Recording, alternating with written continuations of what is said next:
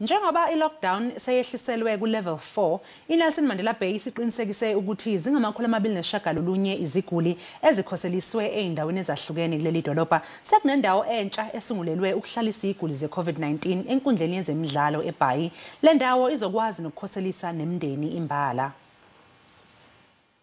Le nkundla beyivamise ukusetshenziswa imidlalo emikhulu yelikanobhutshuzwayo nelombhoxo yamazwe ngamazwe, kepha konke lokho sekuguqukile manje njengoba seyisizinda sokugwema ukubhebhetheka kwegciwane i-COVID-19.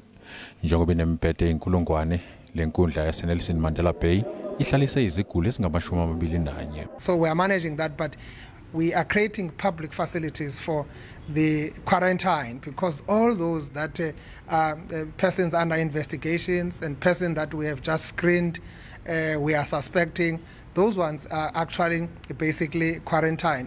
Even contacts that we are following from a person who has tested positive, up until a person has tested positive, then that person then gets isolated.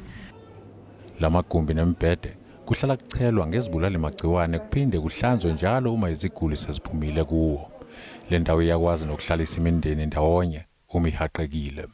If both mom and child are positive, there is no point to separate them. I wouldn't know, but I will check it as I'm moving around.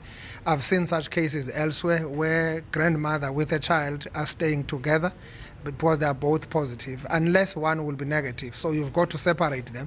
If the other one is negative, you can't put them together. Izisebenzi zalesi ikhungo zithi zenza konke okusemandleni ukusiza umphakathi nokuvikela izwe.